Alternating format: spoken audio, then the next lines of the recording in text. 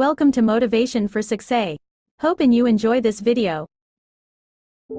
Now we could talk of the wealth of experience, the wealth of friends, the wealth of love, the wealth of family, the wealth of culture, wealth of many kinds. However, in this program, we are more specifically going to talk about wealth in the sense of financial freedom. Wealth that comes from the conversion of effort and enterprise into currency and equity. For each of us, the amount of money required to be wealthy will differ, but the dream for all of us, I'm sure, is the same. Freedom from financial pressure, more freedom of choice, freedom to enjoy, and the opportunity to create and to share. Wealth, the possession of great financial resources that improves the quality of your life and gives you added dignity and expanded lifestyle. So decide for yourself what wealth means to you. Latch on to your own mental image of wealth, and let's see if the ideas I'm about to bring to you will make sense, and perhaps provide you with the inspiration to put the plan into high action, so that as the days pass, you will discover a growing sense of freedom and dignity, self-worth,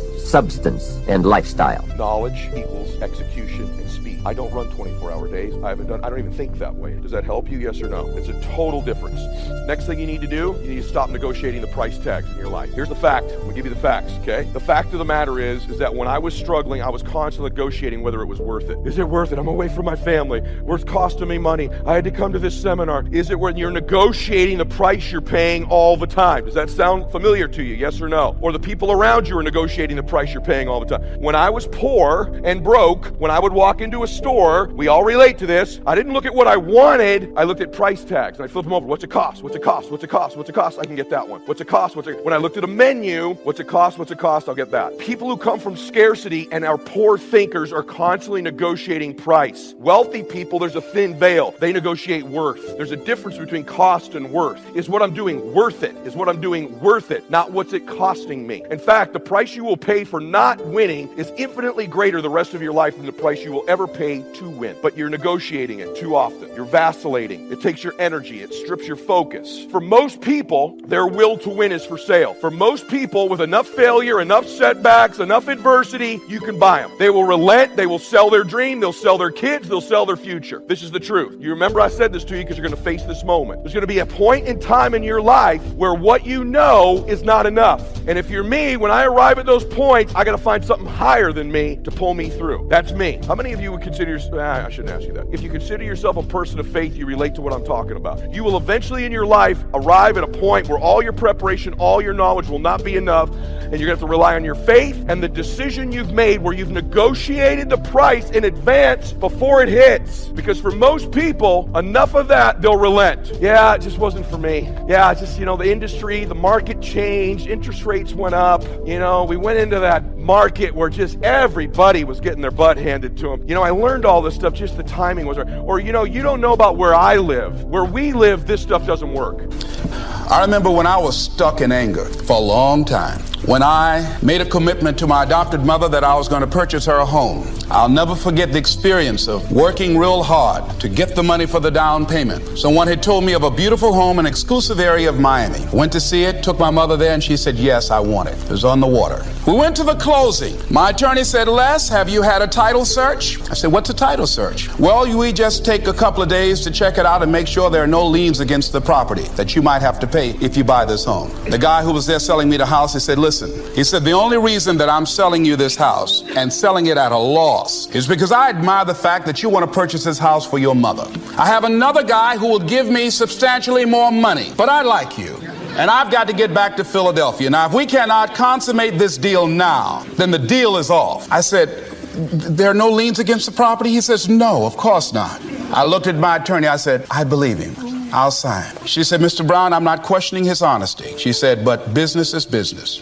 I signed that contract. And we had a big celebration. Everybody in the neighborhood was talking about Leslie coming home, one of the twins that Mamie adopted, to buy her a home. Child, isn't that nice? God is going to bless him. A few weeks later, I received a letter, a registered letter, indicating that the house was going up for sheriff's sale.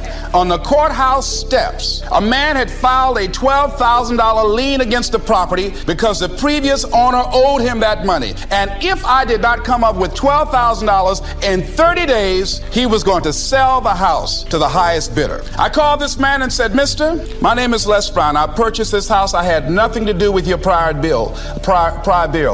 He said, that's not my problem. He said, you should have had a title search. I said, can you give me time? I said, my mother is an older lady. She has a bad heart. And I said, please. I said, if you just give me the time, I don't know how I'm going to do it with the house note and everything else, but I think I can pay you at least $2,000 a month, and within 6 months, somehow I will pay you your money. He said, no, I want it all in 30 days or you get out. I did everything I could, racked my mind thinking about how I could get $12,000 because I took everything I could to get the money just for the down payment and the closing. I finally had to face the reality that I wasn't going to be able to do it. I was up around 2 o'clock in the morning, walking back and forth, thinking, how was I going to tell my mother this? My children were there in the room sleeping all night long. I agonized over this. I lost over 23 pounds. Pretty soon I went in the room where my mother was sleeping and I said, Mama, I got down on my knees by the bed. I said, Mama, I got to talk to you. And she said, what's wrong? I said, Mama, I said, we got to get out the house. I said, in my haste to buy the house, I made a mistake. She said, that's all right, baby. I didn't like this house anyhow.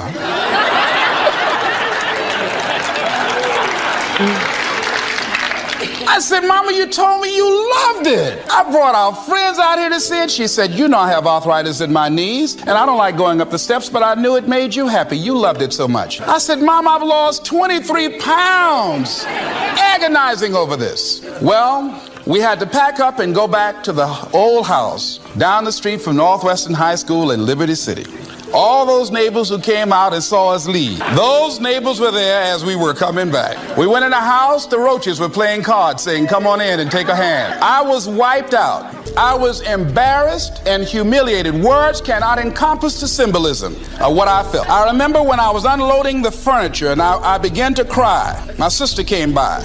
You know you didn't have any money to buy no house, Mr. Big Time. Hadn't given me a quarter. You know Mama got a bad heart now, y'all, back where you belong. As I was crying and my head down, taking furniture in, my mama said, hold your head up. I said, Mama, I just feel so bad about this, Mama. She said, hold your head up and dry your tears. You have nothing to be ashamed of. And I did.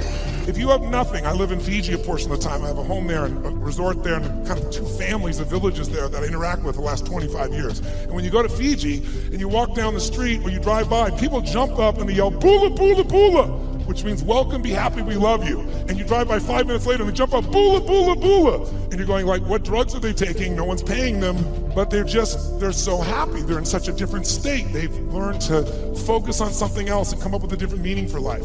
But if the meaning is it's the end, if the meaning is that you're dissing me, if the meaning is you don't care, whatever meaning we come up with, that affects the third decision, which is what am I gonna do? And what people do is based on the meaning, because the meaning creates emotion, right? You can be miserable no matter what you have, and you can be euphoric having nothing. We all know it's true.